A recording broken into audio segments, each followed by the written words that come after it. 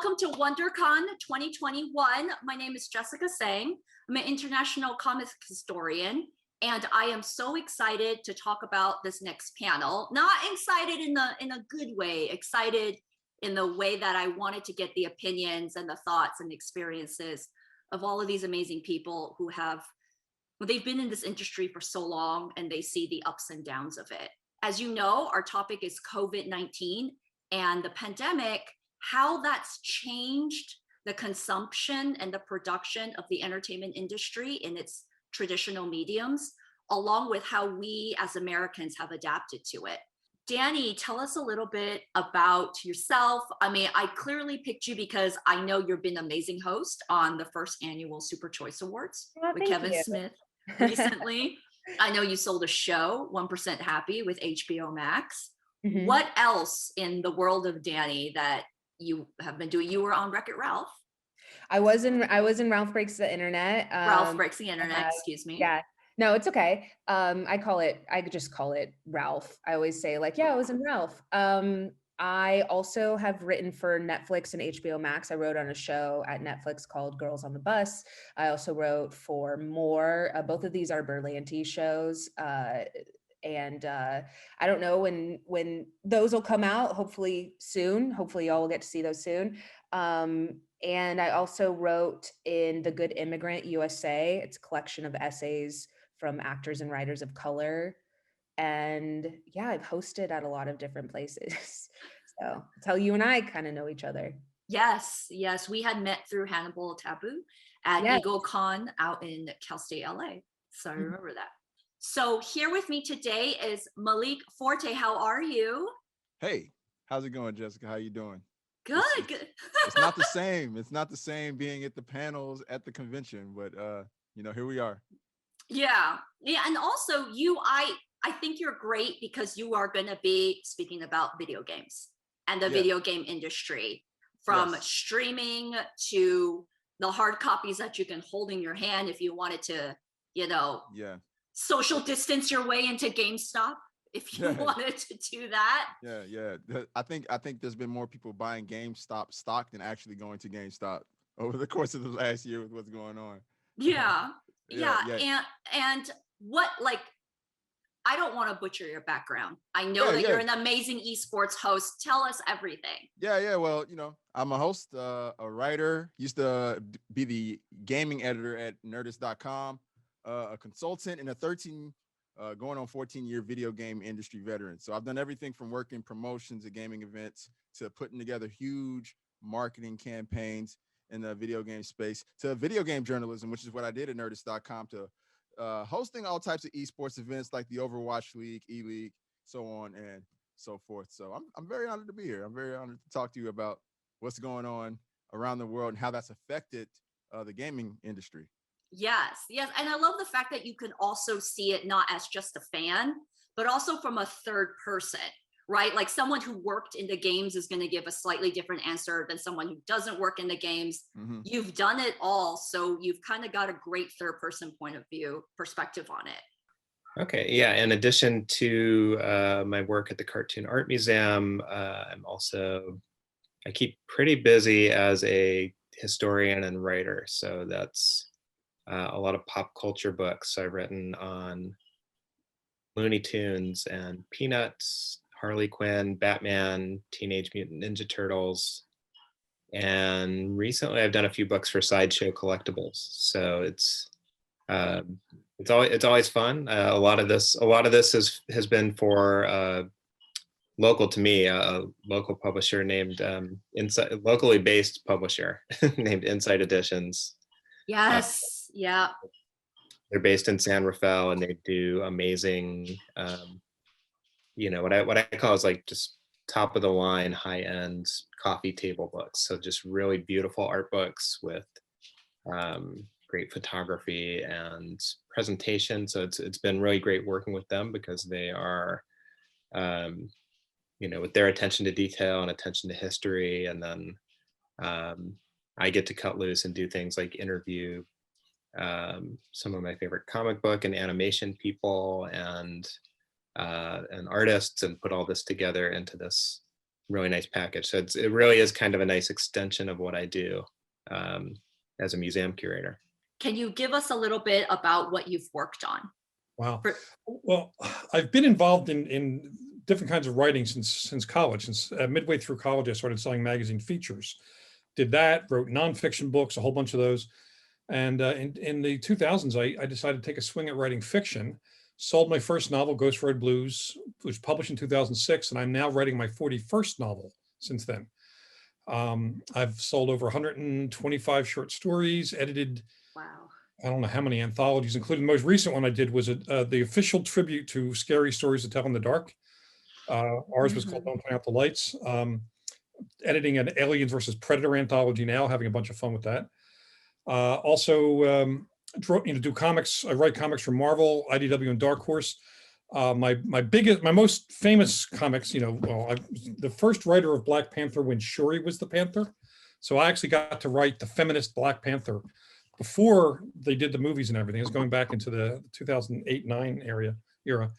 And I did V Wars, which became a Netflix show, and sadly also a victim of COVID, that show. People just weren't grooving on a show about a pandemic sweeping through the world and mostly America during the outbreak of the pandemic. So the show launched right at the beginning of COVID. And even though we had great numbers for it, they decided not to pursue. If we had waited if somehow it had come out 6 months later, we'd probably have been in the safe zone. But they're like, oh my God, people aren't going to watch, people are too scared. They're not going to want to watch Plague. And like, anyway. No, but you're also an Inkpot Award. You've also New York Times bestseller, Bram Stoker Award. You have so many awards. It's been crazy. I mean, I have a lot of friends who are as talented or more talented than I am, but I've been fortunate. I did win the Inkpot Award from the San Diego Comic-Con, which was, a total surprise. They blindsided me. I was giving a talk and they came in to present the award and I had no idea. It was freaky. I've won 5 Bram Stoker Awards in a variety of categories and a bunch of other things. And weirdly, here in San Diego, there is a writers conference for teenagers called the Canyon Crest Writers Conference. And they give out an award named after me, which I find very weird. It's the Jonathan Mayberry Inspiring Teens Award. And they surprised me with it one day. And then each year they give it to someone else, or they ask me to present it to someone else, but they pick who it is. And like last year was Greg Van Eekhout, who is this fantastic young adult writer, middle grade writer. And it's freaky to have an award named after you while you're still alive. I figured you're supposed to die before it happens, but of course I could be a zombie. That would be in keeping with what I write. But it's such an honor, though. You're alive, and you get to see that award named after you. It's a double win. It's also a great conference. It's the only writers conference for teens in the United States that's totally free. So it's it's great. How did COVID-19 and Safer at Home impact the industry? Well, I mean, for me personally, it really changed. It bumped our production for some of my projects almost indefinitely. It changed, so I was writing on a Netflix show, which I can't talk about too much, but I was writing on a show right in the middle of the pandemic. So we had our room for several months before COVID hit, and then we had to switch over to Zoom in the middle of the pandemic. And so we were in our writer's room. But honestly, a lot of the scenes that we wrote, which were like crowds and a music festival and a circuit and like things, where you would be around a lot of people, I think a lot of those had to change. It's much harder to film those right now. In fact, people are not congregating and meeting, or they shouldn't be congregating and meeting. So even if you wanted to do like Mardi Gras in New Orleans or something like that you would normally be able to shoot, you can't shoot those unless you have like a massive budget and test everybody.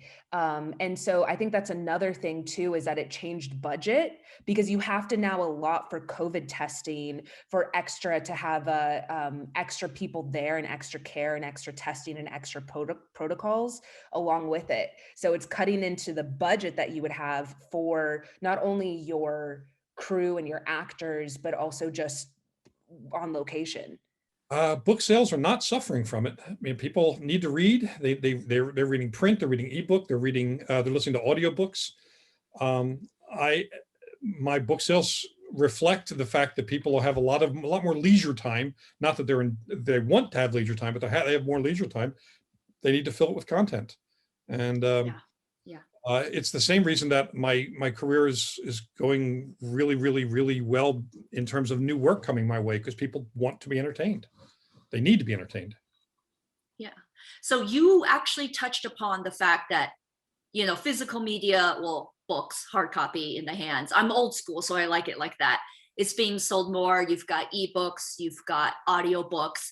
Which one of those categories did you feel really increased in sales? Oddly enough, it was print. Oh. People love physical book, and especially if they're home curling up with it as opposed to reading it while traveling. I think people read more ebooks when they're commuting to and from, or listen to audiobooks when they're driving to and from work. But at home, they like to curl up with a book. So an Amazon will deliver it next day, or the local booksellers will deliver it really quickly. I have a bookstore here in San Diego, Mysterious Galaxy, where just about every week I go down there and sign a table full of books people have ordered. And people aren't able to go into the store, but they're buying the books. So print seems to be doing really well right now. Yeah. Part of it you said is because we do like to have the physical copy in our hands. I know a lot of digital audio is great because it's really kind of on the go. But do you also feel that with more time at home, people are reflecting upon it and they are wanting to collect books and obviously read them, but kind of nostalgic in a way? Or, I've got this time now, I'm finally going to go and get the entire Wizard of Oz series or something like that. I actually had a conversation. I do a weekly Facebook Live with a few thousand people every Thursday. And one of the things that we talked about one week is that folks not only are collecting books because it gives them a sense of something, they have it, they can see it, but also when they're reading a book, the experience with print is a little different than with certainly with audio, where it's hard to rewind and get to a certain phrase or sentence or scene. But with print, they can sit there and they can read it and they can bookmark it and think about it and go back to it. So it's a more personal and a much deeper relationship with print than it is with the other mediums. I mean, you can do that with ebooks, but there's something antiseptic about an ebook. Mind you, I love ebooks, I sell a bunch, but I'm a print guy when it comes to sitting and relaxing. I listen to audio when I travel, but when I sit down, I want to be able to pick up a book and sit there and read something and be able to go back to it and thumb back through for earlier sections and be interactive with it in a way that's unique to print. I feel like the manufacturing and shipping process for the next gen consoles were definitely impacted by this. It's very hard to get your hands on a PlayStation 5 and an Xbox Series X. And 2020, as crazy of a year as it was supposed to be a big year for video games because we were crossing over into the next generation of video games. And for those of you who aren't aware of what that is, that's basically when we go from one console's life cycle, like say PlayStation 1, to the next iteration of that console, like PlayStation 2. And right now we're at PS5, PlayStation 5, and Xbox. They're releasing their Series X, or they did release it back in November as well. But yeah, all that stuff was really impacted by the pandemic. And also, people couldn't just go to the stores and pick them up. And those who did, like myself, I went to get my PS5 from Best Buy, and I remember having to wait in like a socially distanced line.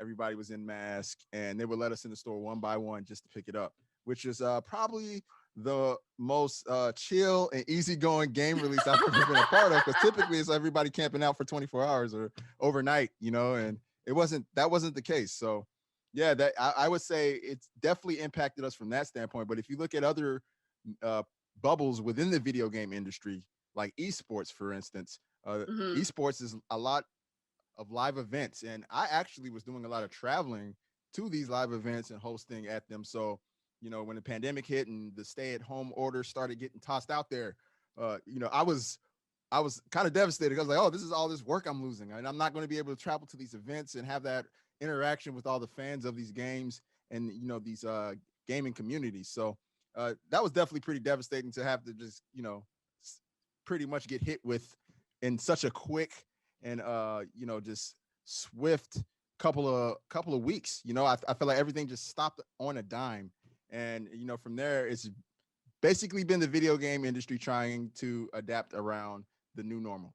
a lot of the things came out a little bit slower.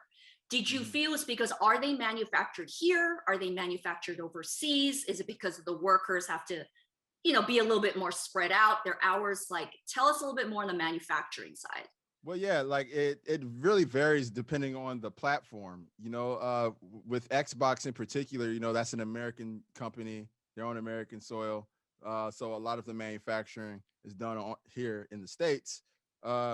Whereas you have, the Sony PlayStation, they do have factories here in the States, but ultimately it is a Japanese company. So a lot of the checks and balances have to go through overseas. And I feel like the communication of what's going on with the pandemic, especially with the last administration that was in office, just hasn't been as clear and transparent. So it's made a lot of the other processes like, resources and shipping and just imports crossing the border. It's made things like that very difficult. And so I would say that was kind of the situation that you saw playing out with PlayStation and Microsoft. And I got to give hats off to them. I feel like they handled it as best as anybody could. We still got to enjoy the next generation of video games, despite how terrible of a year it was.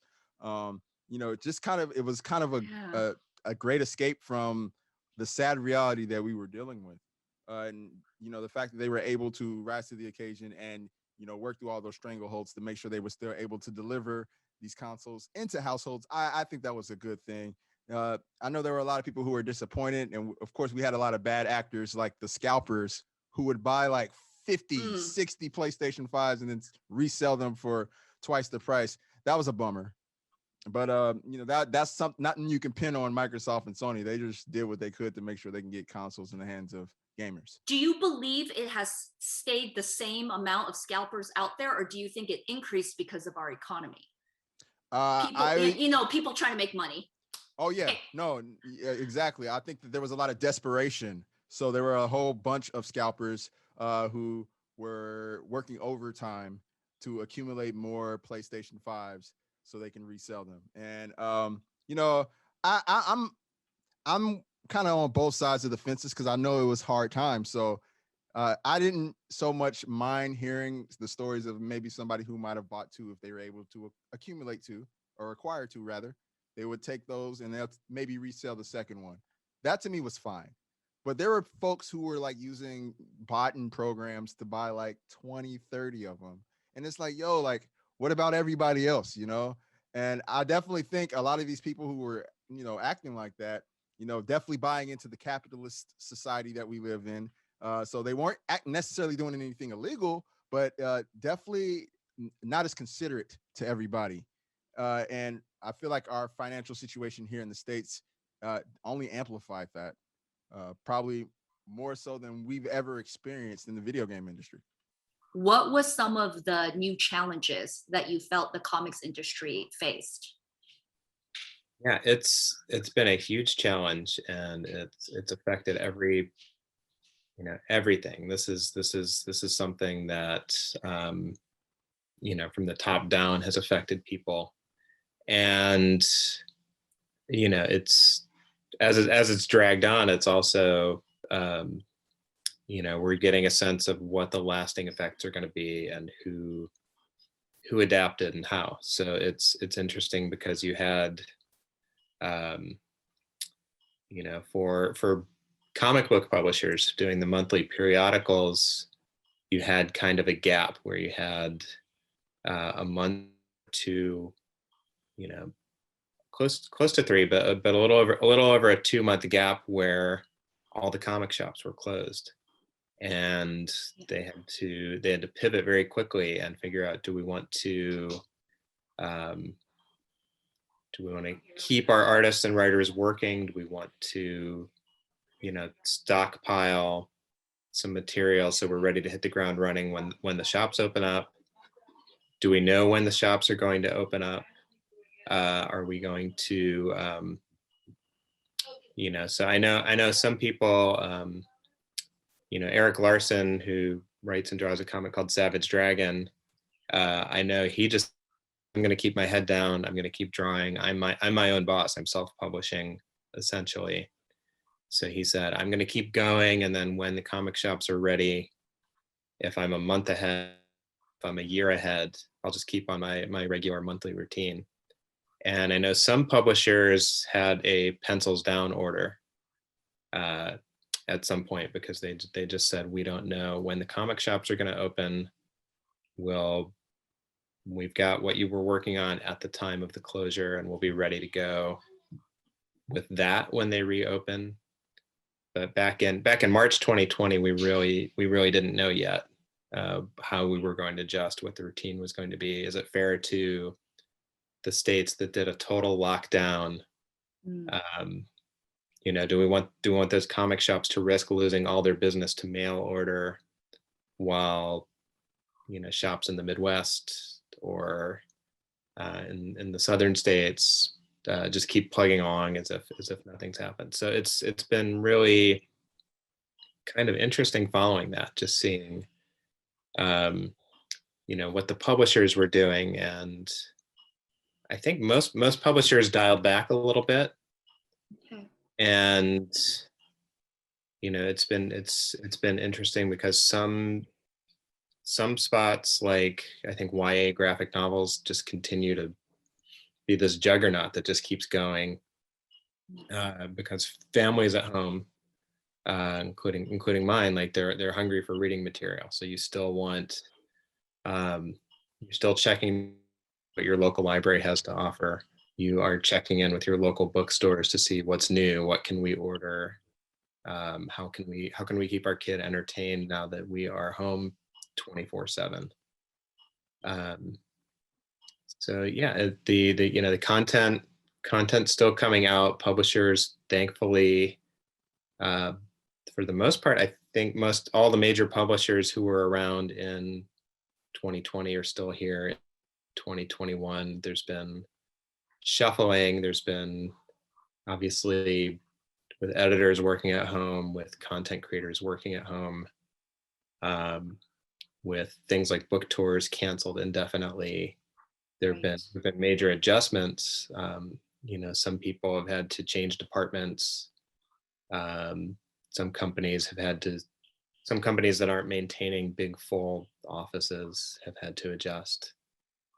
But you know, I think, thankfully, so far, most of my favorite publishers are still around. Most of the artists and creators I know are still plugging away, working, still creating content, and they're looking at this year and beyond. I have a friend who just signed a graphic novel contract for a book that's not going to come out until 2023. So I think I've heard 2025 from some people as far as books coming out and target dates. So that fills me with optimism. People are looking toward the future and thinking about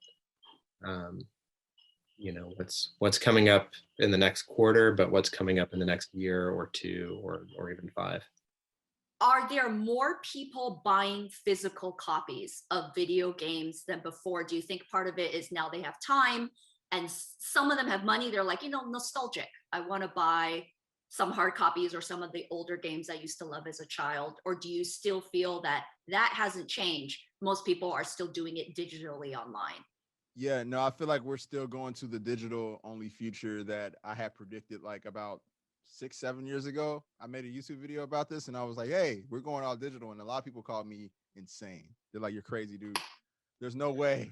I love my physical copies. And there's still a lot of collectors out there and folks who appreciate the benefits of a physical copy of a disc. But where the gaming industry went wrong with that is the disc only really serve as installation disc.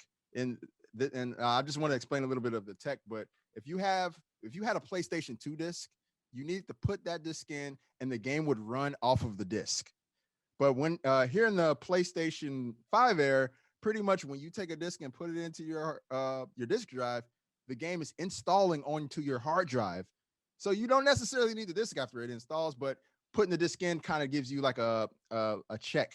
Like it's almost as if it does like an authentication on that disc and you can play it. So the physical copies will always be around as long as that is the case, but they don't hold the same amount of importance And for a lot of video game companies, it cuts costs for them not to have to put things in packaging. So I feel like we're going to see more and more digital. And, with folks not being able to go to the store and being afraid to go to the store, there's been only more digital downloads of these games. And I mean, it's just kind of all in the cards with the way technology is going right now.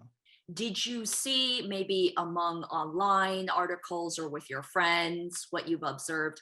Is there more and more people buying DVDs, Blu-rays, perhaps even VHSs for nostalgic reasons? Also, we know that sometimes streaming devices will drop.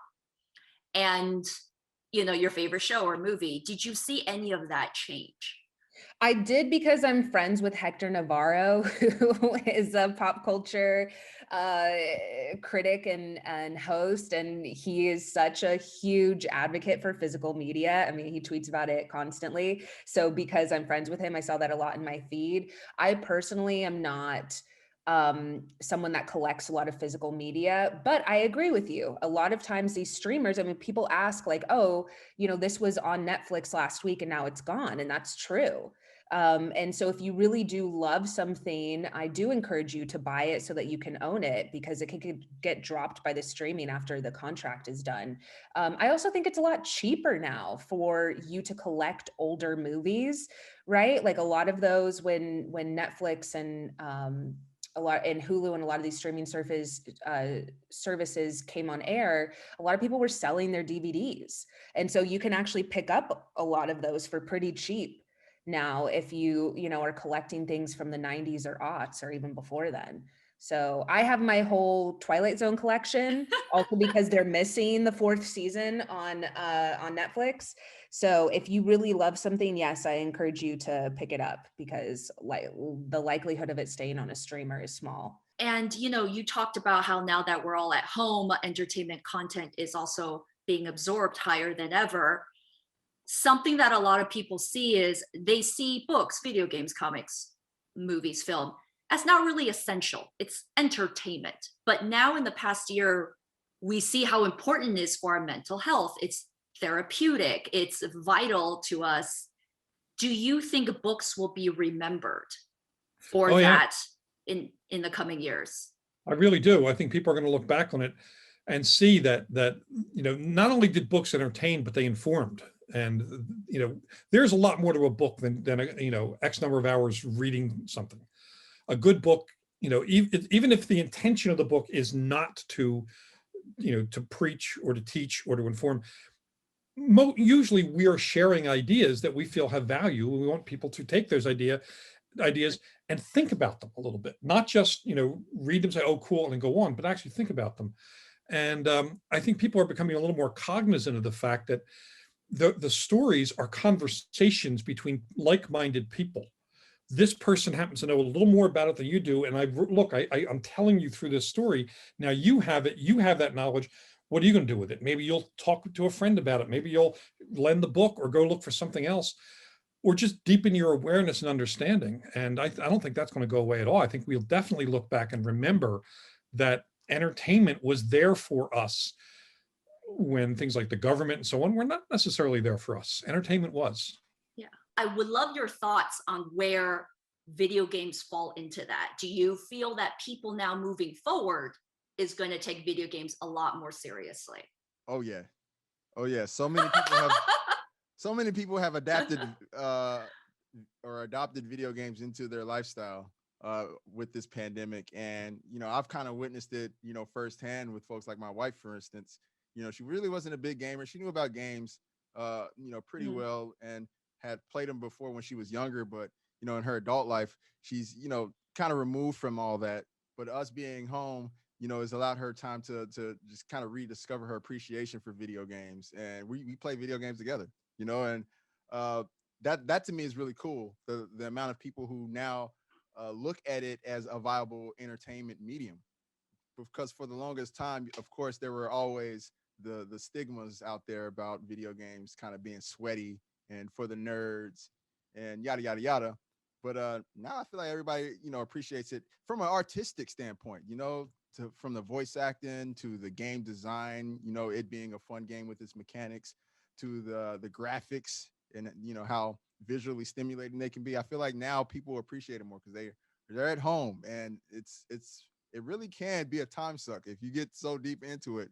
Time will fly by really fast. Do you think now, post-pandemically, the masses will really see comic books, other entertainment mediums as something that's much more vital? Because that's kind of something that has been carrying over a lot of people, helping them out while they are almost at home 24/7. Do you think comic books are going to be taken a little bit more seriously? I hope so. I hope, I've seen many people point this out online that as much as people talk about you need to go to school, you need to study the STEM classes, you need to do this and that, and you need to be practical, which is great for a lot of us. It's great for a lot of people, but they've pointed out that the arts are really what got us through. So people with their streaming video services, I've got stacks of DVDs that we have that I've watched with my son over and over and over again to get us through this. And we've read so many of his favorite books over and over and over again. He's drawing his own comics, and his classmates, when I hear and it's been such a strange thing. I've been in the background overhearing his classes since last spring, and they do talk about comics that they read. They talk about the cartoons that they watch, and I know parents are just they're thankful for that. They're thankful for if I can hand my kid the new Raina Telgemeier book or the new Hyla book from Judd Winnick, if I can hand them that and get an hour or two where I can relax and I can do my own work, that's great. And I do think when we get back to normal again, whatever that is, kids are going to hang out, they're going to go to the school library, they're going to get back into the things that they were doing. And I hope they'll all be sharing what they were reading, what they were doing, what they were, what new skills and talents they learned at home with their parents. And I'm sure they'll all be sharing their reading lists when they are back together, just like I'm planning to do with my friends. I've been thankful for things like Zoom and for social media where we can kick back and we can say, like, hey, what's what have you read? What have you read in the last month that I really need to check out? What should I be looking at when I go to my comic shop on my next visit? So yeah, I think comics absolutely helped me get through this, and I hope that's been the case for a lot of people. And did you feel that this impacted as much in the animation industry? Yeah, I mean, I think that was the only positive. I feel like people in animation are like, wow. I mean, I think a lot of them, it's kind of the one silver lining of this is I think a lot more animated projects are getting off the ground. I think a lot of studios are like, this is one of the few things that we can make right now. So especially with a lot of diverse animation projects that we're getting to see that are led by people of color, I feel like those might have been on the back burner, to be honest, for another year if this hadn't happened. And now studios are struggling to put up anything, right? We're about to hit our content. We're about to hit that all of the content that we made before COVID, a lot of that has already been shared. So now we're about to hit, I honestly feel like a small withdrawal almost, because a lot of the things that we've been seeing were shot before COVID. So now it's like, what is even going to be? I'm very curious to see what the landscape of television is going to look like this spring and summer, because we weren't able to shoot a lot of the things that we wanted. So you are seeing an influx in animation, and good, because I feel like they're one of the places that doesn't get enough credit. they don't, a lot of animation writers don't get the same regard as live action writers, including in the guild. They don't get paid as much. And so I just feel like it's their time to get more credit, and get more eyes on them for these projects. You touched upon streaming. How did you see us being at home, the pandemic, we've got more time? How did that change streaming? And now that we have certain shows like WandaVision that are doing week to week, we have shows that are binging. What do you see change in the streaming platforms? Well, I love the fact that WandaVision is doing week to week. I hope more streamers feel that they can do that, as opposed to just binging. Because honestly, with binging, I feel, especially during the pandemic, it's like we consume something in 1 to 2 days and then we move on from it. And I think if you're looking at, like, let's say something like Game of Thrones was a weekly thing that everybody, no matter where you were in the world, you were probably watching it that Sunday night. It was like a collective, it kind of reminded me of the Super Bowl. It was like, you knew like a bunch of people, for whatever reason they were watching, were all kind of like tweeting about the same thing. And so, but the thing is that it was week to week. I think if you had binged Game of Thrones all in one weekend, I don't know if it would have had the same legacy as having to wait for it every single week and having the conversation. Like WandaVision is very smart and allowing the conversation to kind of like people talk about it all week and then they drop it, and there's memes and people have time now that we're in a pandemic to make memes and to make clips and to put it on TikTok and put it to music and do a remix of the Agatha All Along. And so I do think that we have a little bit more time on our hands to create like fan art and memes and things and have these discussions surrounding these shows. But I do think it's smart to drop it week to week. What do you feel that studios and companies are doing in order to keep their content fresh? Because everyone's at home now. We're running through either reruns or new shows. Yeah,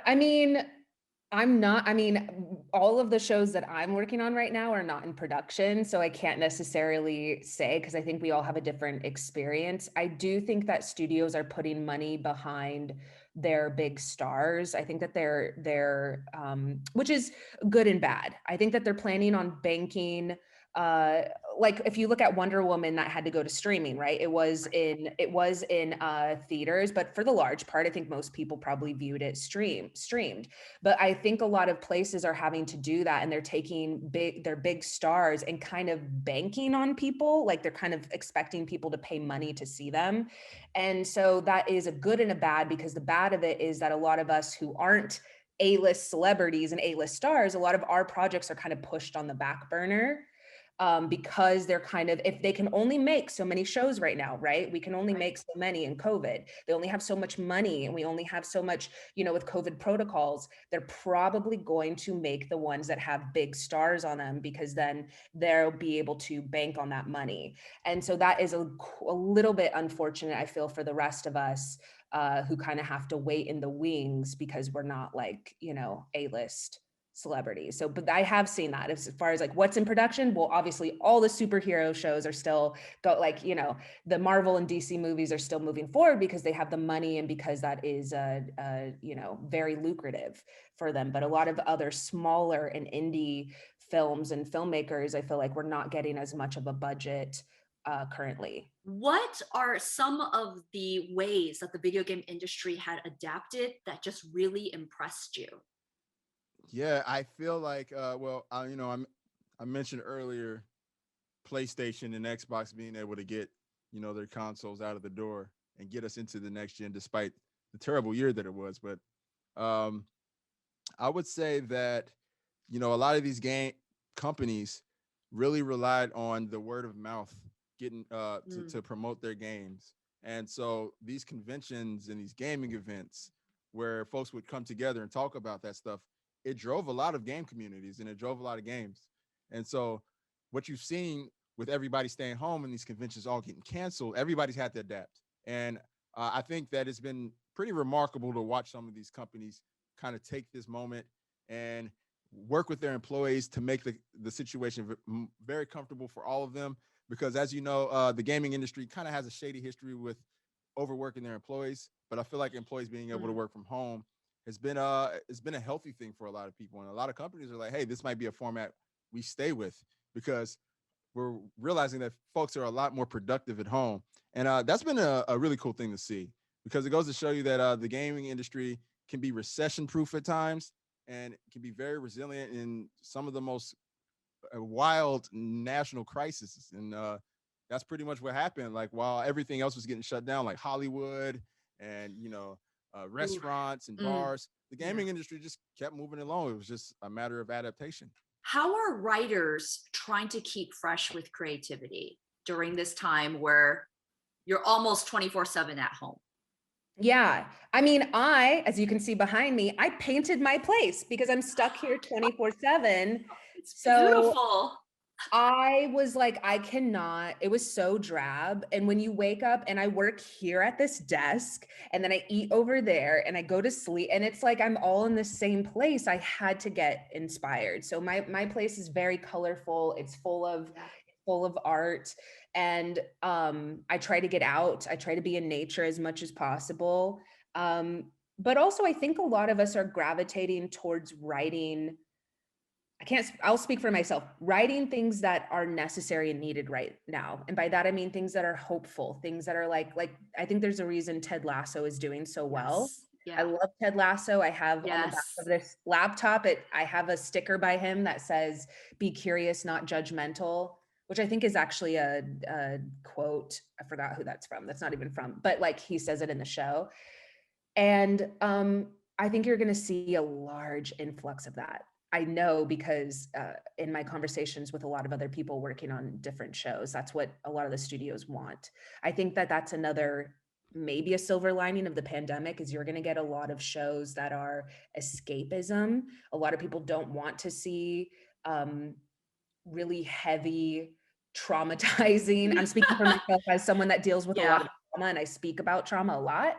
I think you're going to see a shift from that temporarily. I think that'll come back, but I think a lot of people are yearning for rom-coms, for, these really sweet stories of underdogs, and a lot of love and kindness. And I feel like that's what the world needs right now, because we're all so exhausted and dealing with so much at all times, that I think you're going to see an influx of a lot of these heartwarming stories that I think writer Twitter, a year or two ago would have been really snarky about and been like, this is corny. And now I feel like they really need and want that content. And how has this helped with mental health? Because a lot of people don't have family. They live alone.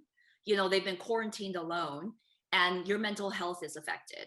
How has video games helped with that? Well, I think everybody can admit that they like little shots of dopamine in their brain every now and then. Anyone who's on social media, they get the notification, the dopamine's like, yes, I feel like video games, you get an overload of that. There's so much gratification in playing them, and it can be therapeutic, during hard times. I remember at the beginning of the pandemic, a lot of folks were playing Animal Crossing. It was just one of those games that was very therapeutic. You're essentially building a community, and just that dopamine of achieving your next milestone in that game was so gratifying that it would make some of your very sorrowful days pretty tolerable. So I definitely think we've seen more so now the therapeutic effects of video games and how they can really be good for mental health. I say that, though, you got to play them in moderation as well. I do feel like playing too many video games can be very bad for your brain. So that's kind of been something that's been interesting too, is some folks are trying to find that balance, because there are people who slip kind of deep into the hole, like getting really addicted, and you kind of got to still come up for air and enjoy life and appreciate the world that's around you. Escapism can't be 24 hours. Is there anything that the film industry and television industry adapted during this time that try to make it a silver lining, that you feel, this was good, I hope they continue with this post-pandemic? I mean, I know that we touched on animation, but I do hope that they continue to do more adult animation. I think a lot of times when people think of animation, they think it's for kids. even Pixar and Disney films, which Brad Bird continuously will say these are not just for kids, like they're for family. But I think seeing more of that, I hope that, so we were talking as writers about this, and as far as like Zoom, I think we want to do it like on and off, because Jorge Gutierrez, who is the director and creator of Book of Life, he also is doing Maya and the Three at Netflix. He was tweeting and he said like, oh, isn't this like much better to work over Zoom? Like you don't have to be in an hour of traffic, you know, where we are in LA. It's like you're literally sitting in traffic for an hour to get to your studio so you can work. And I agree with him. It saves us time. It saves us exhaustion. But my friend Ben Meckler, who's a writer on Kipo and the Wonder Beasts, he was like, he was basically saying like, we kind of need to do half and half. I do think that you need to be able to be meeting with people and be creative in a room together. I think there's like some type of energy, but I don't know if we need to do it every day. Yeah. I don't know if I need to wait an hour to get to Culver City or whatever every day. I think that actually drains some of my creativity. So that's really fascinating. I'm super curious to see if we will continue to keep meeting over Zoom. Was there anything that adapted that you look forward to them keeping when we go back to hopefully our normal, like very soon, our normal lives? Yeah, I like that a lot of video game publishers have taken their E3 showcases and the showcases that they do at all these gaming conventions and kind of just taking control of them and made them their own, and not really relying so much on these conventions and these events to release big news. I like coming together at these events and hearing, you know, really cool announcements, and it's cool to like be there and experience that. But there was always this aura of everybody trying to one up each other. And I feel like that kind of took away from the integrity of some of the announcements. So it's really cool now that everyone's kind of making these announcements in their own separate time on their own separate platforms. We can appreciate each of them individually a lot more. I'll say this, Microsoft, there were years where they'd make really cool announcements during E3, but they'd get completely overshadowed because PlayStation's like the household name in video games, and there are more PlayStations in households than any other console home in this generation. I kind of consider Nintendo a little bit differently than the other ones, but yeah, I would say that definitely is something I would like to see continue. I want everyone to just take ownership of your community, of your announcements, and don't rely so much on these conventions where gamers come together to kind of drive your narrative.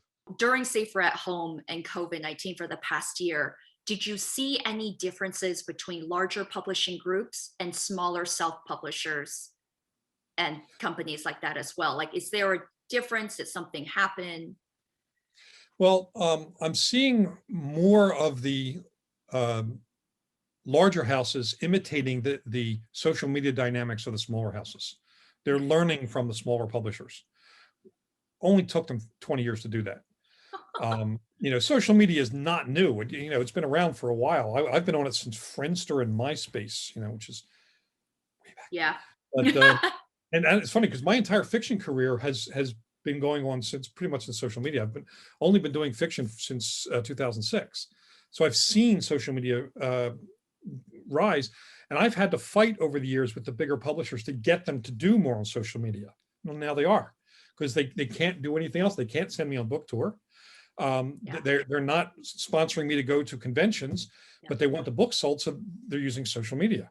And I've seen them, I'm not going to name names, but I've seen them copy the styles of social media campaigns that I've seen small and even micro presses use.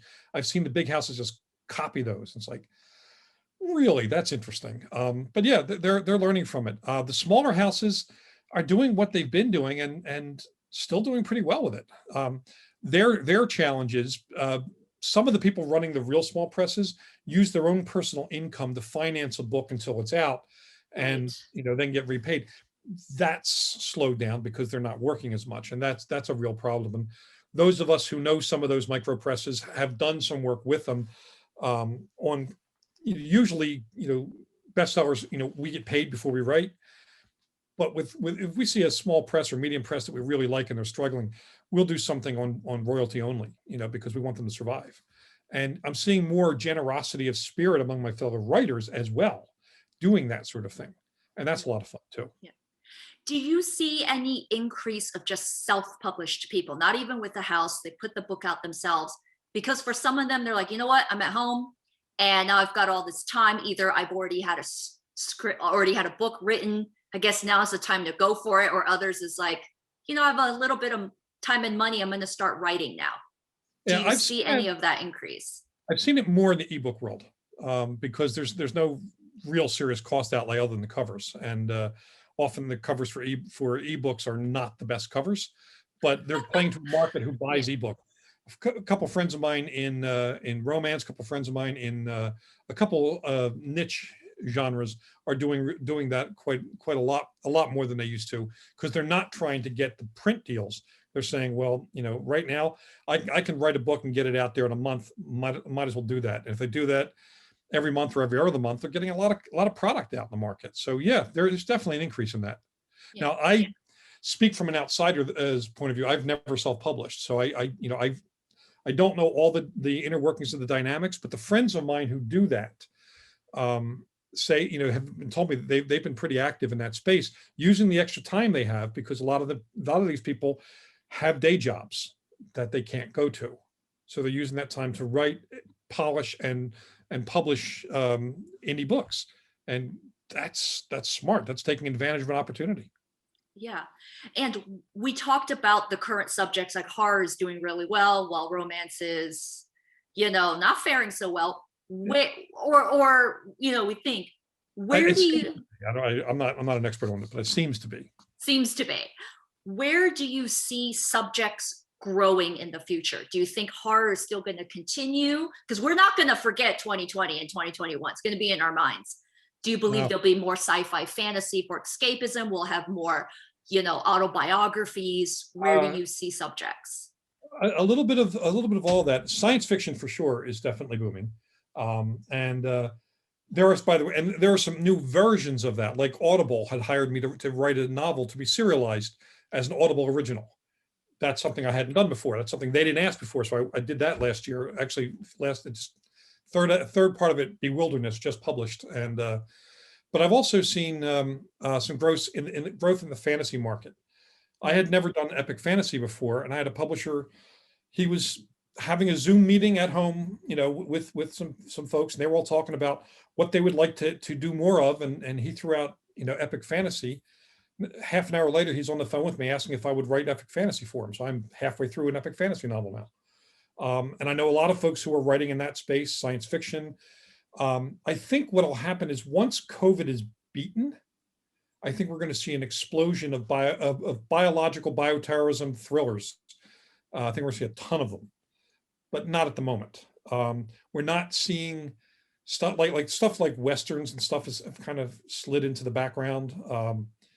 Historical fiction, I don't know many people who are publishing historical fiction right now. Not saying it's not happening, but I'm not hearing about it among the extended circle of writer friends of mine. Mysteries are doing great. And I think, yeah. And also mysteries written by women seem to be doing really great, which is cool. How did you feel in terms of sales and the way readers consumed comics? Did you feel that there was an increase in online orders versus picking up in person? And did you feel that there are more people going through Comixology instead? You know, not even bothering with, you know, the hard copies, the single issues, the trade paperbacks. Also, to touch upon all of that, I know I'm giving you all the questions at once, but did you also feel that people now, depending on their financial background, now that we're at home, did you also feel that more people are like, you know what, I'm going to buy some old issues I've always wanted. I'm going to go back, maybe complete a collection that I didn't have, a complete story arc. I'm going to go back, maybe try to sell these and then try to get more trade paperbacks. What are the changes that you see more from the buying standpoint and the reader's standpoint? Mm-hmm. Yeah, it's been interesting. I've, you know, I know my own personal habits have changed a little bit because I am you know, the books that I would discover at conventions, I haven't had that opportunity the past year. So the creators that I might meet who might tell me, hey, check this out, I'm working on this, I'm working on that. I don't have that opportunity to discover new work. So I've had to get a little more creative. I've had to, I do hit up my friends more frequently, just asking them, what are you reading? What am I missing out on? As I mentioned, my own local shop, because it downsized to a smaller location, and because you know, you may feel the same. I'm always nervous when I'm inside a store right now. So I don't spend the time browsing and looking at the shelves that I used to. So pre-pandemic, I could go into, and again, in the Bay Area, I had at least half a dozen that I liked around here. I could go into a shop if I had a half an hour or even an hour to spend just going through, flipping through the books on the shelves, talking to the owner or the you know, the employees there, or even the customers, and just saying, hey, what are you reading? What do you like? What are you checking out? And I've been doing a mix of ordering from comic shops, and I've absolutely been going on eBay more than I should have. So I understand. I'm with you. You know, there's again, we're stuck at home, so there's absolutely some of that retail therapy going on, where I say, you know, there's really no reason I really don't need to order this stack of trade paperbacks, or this you know, 50 cheap back issues of this series that I never read before, but I'm home all the time. I need something to do. So I've justified things that way. I have not, even though my friends keep recommending them, I haven't signed up for the Marvel or DC digital services. But I know two of my good friends who are about my age and who are longtime comics readers, they swear by the Marvel Universe app, and they just say, you know, they've switched over to that, and when they do go to their local shops, they only buy indie titles. So they say they cut the habit of buying any Marvel single issues. They might buy a trade paperback if there's something that they enjoyed on the app, but they've absolutely changed their habits, because they say, I'm not going into the comic shop once a week anymore, and might not be going once a month, or even, you know, once a season at this point. So they've changed their buying habits accordingly. And again, I know the publishers are following these trends, and I know the retailers absolutely are following these trends. They know, you know, hey, I haven't seen Mark in the shop in a year, and he might not be coming back. And they do know that some people aren't employed anymore during the pandemic, so they've asked. I know shops reach out, and they reach out in a very delicate way, and they let people know, like, hey, you don't have to tell us anything, but if anything changed, let us know, so that we are not keeping your pull list here for you, because you know, that's not good. That's not good business. They can't really afford to do that. And some people, and you look at any industry, some industries have thrived during the past year, and some really haven't. And comics, as much as we like to think that they're absolutely essential, as essential as they are to some of us, you know, that's one of the first things that has to go if you're you know, if you're tightening the belt, if the budget has been impacted by this. Was there anything that happened in the film and TV industry that was surprising, that you did not see that coming, whether it's a new trend or how they adjusted to COVID? You know, I think the only thing, the biggest trend that I saw was all of us having to move to Zoom. like all of your writers' rooms moving to Zoom. So, you know, that is also included in production. But I heard of a director directing over Zoom, which feels wild and crazy.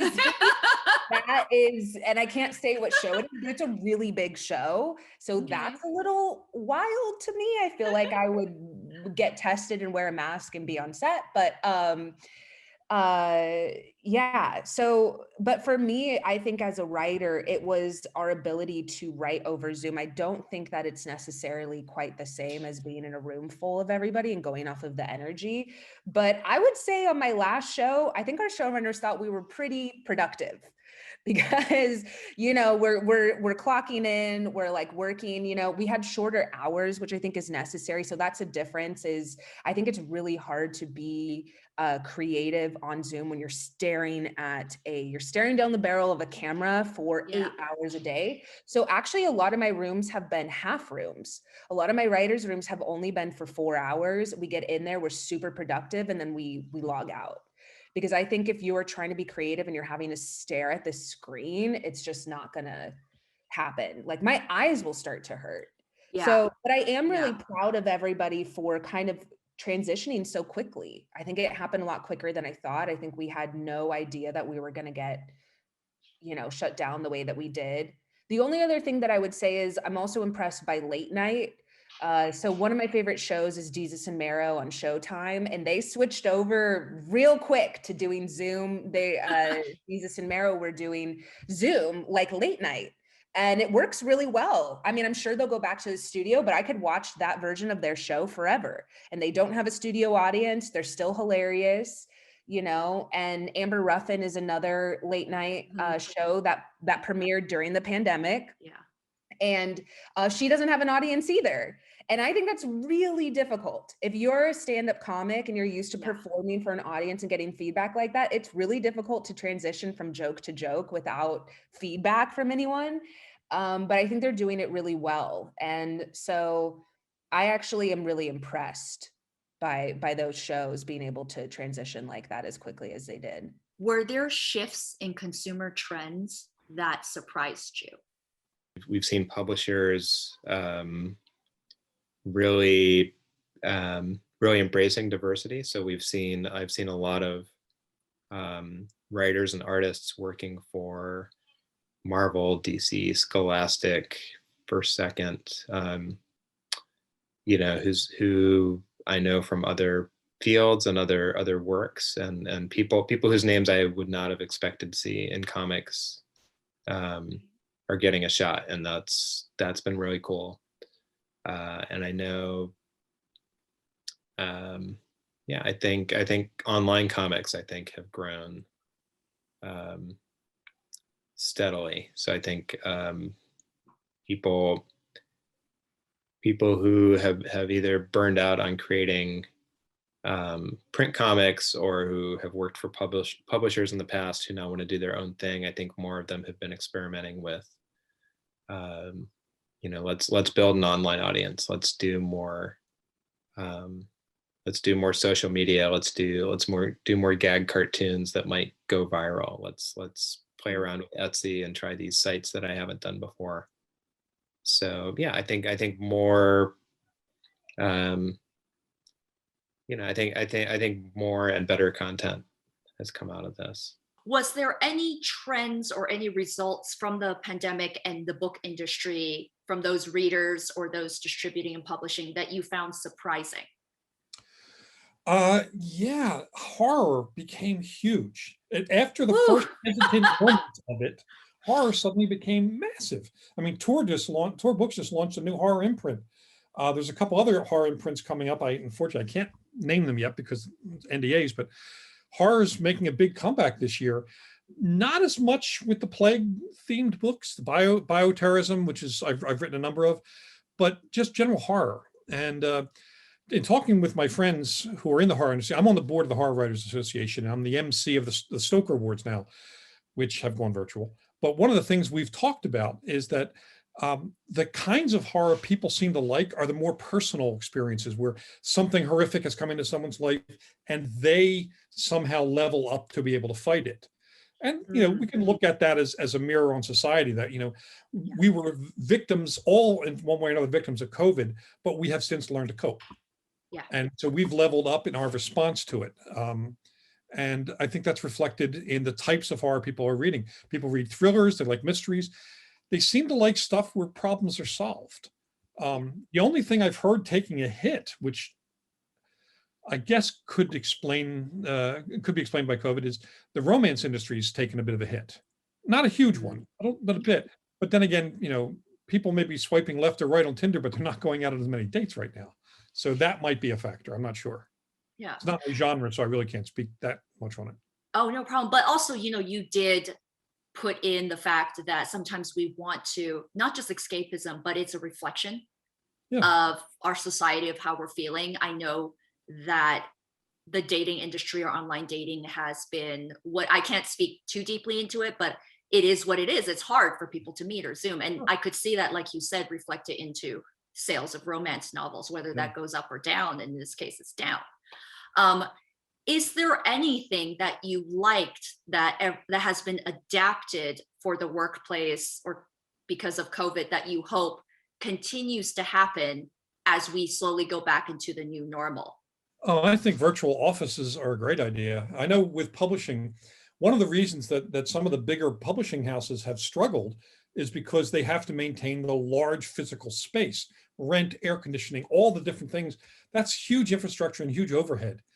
But with people working from home and being able to do it because of technology like Zoom, like we're doing now, all the other streaming meeting services, the lower cost for things like Photoshop and software to allow designers and so on to work on their books, people can do that at home.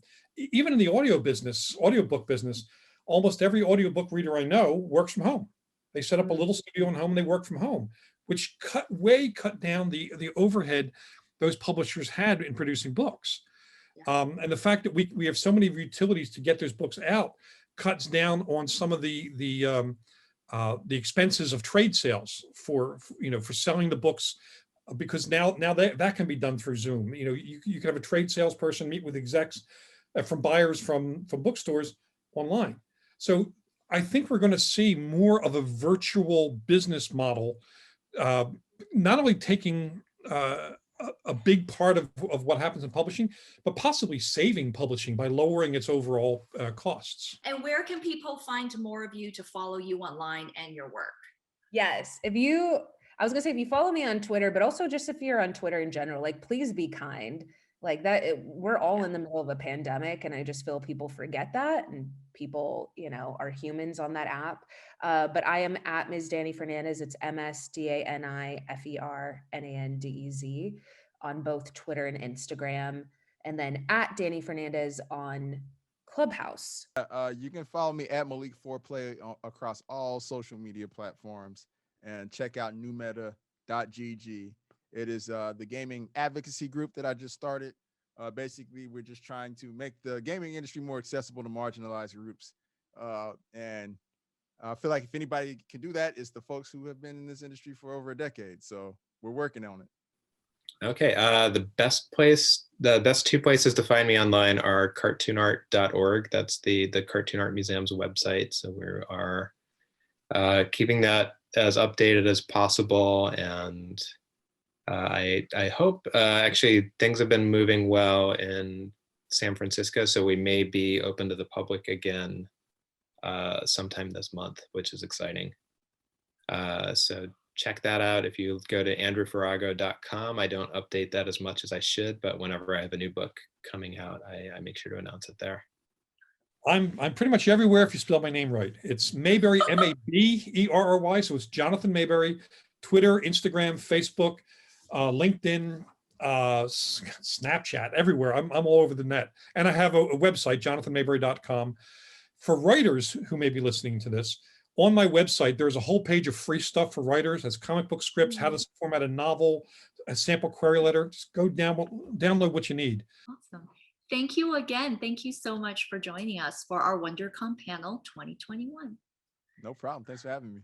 Thanks for having me. My pleasure, Jessica, and also, great questions, and it's nice to make a new friend too, and a colleague. No problem. And folks, that was WonderCon 2021. Thank you.